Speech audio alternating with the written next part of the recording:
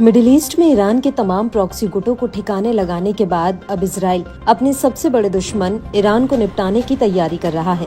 Syria में बशर अल असद के तख्तापलट का फायदा उठाते हुए इजरायली एयरफोर्स ने ईरान के परमाणु ठिकानों पर हमले की तैयारी तेज कर दी है। टाइम्स ऑफ इजराइल ने इजरायली सैन्य अधिकारियों के हवाले से ये जानकारी दी है। रिपोर्ट के अनुसार इजरायली अधिकारी तेहरान के प्रॉक्सी गुटों की कमजोर होने और सीरिया में असद शासन के पतन को एक रणनीतिक अवसर बता रहे हैं।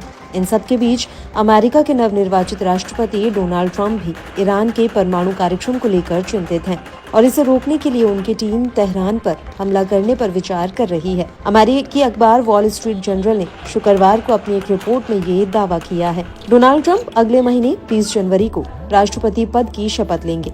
उनके पद संभालने के बाद ईरान के परमाणु ठिकानों पर हमले का विकल्प चुना जा सकता है। ईरान के अलावा सीरिया में भी असद शासन के पतन के बाद अमेरिकी सेना की भूमिका पर ट्रंप नए सिरे से विचार कर रहे हैं। WSJ की रिपोर्ट के अनुसार ट्रंप की टीम ईरान के परमाणु ठिकानों पर हमले के संभावित परिणामों का आकलन कर रही है। टीम के अधिकारियों ने बताया कि ईरानी खेमे का कमजोर होना और समृद्ध यूरेनियम में तेजी से वृद्धि चिंता का विषय है।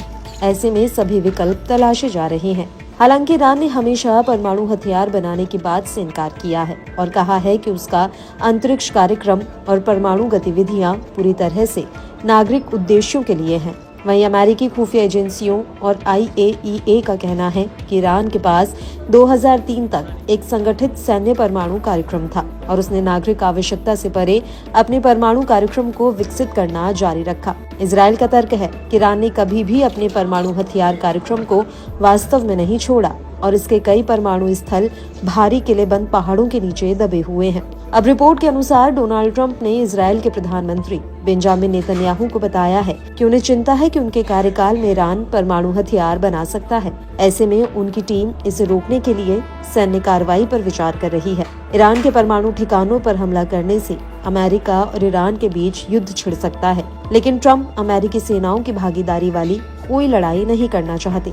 ऐसे में उन्होंने टीम से विकल्पों की तलाश को कहा है। ट्रंप को लगता है कि जिस तरह से ईरान में संवर्धित यूरेनियम की मात्रा बढ़ रही है वह गंभीर चिंता का विषय है। ट्रंप प्रशासन इस मुद्दे को गंभीरता से ले रहा है। ट्रंप की टीम इस दिशा में कूटनीतिक समाधान की तलाश में है।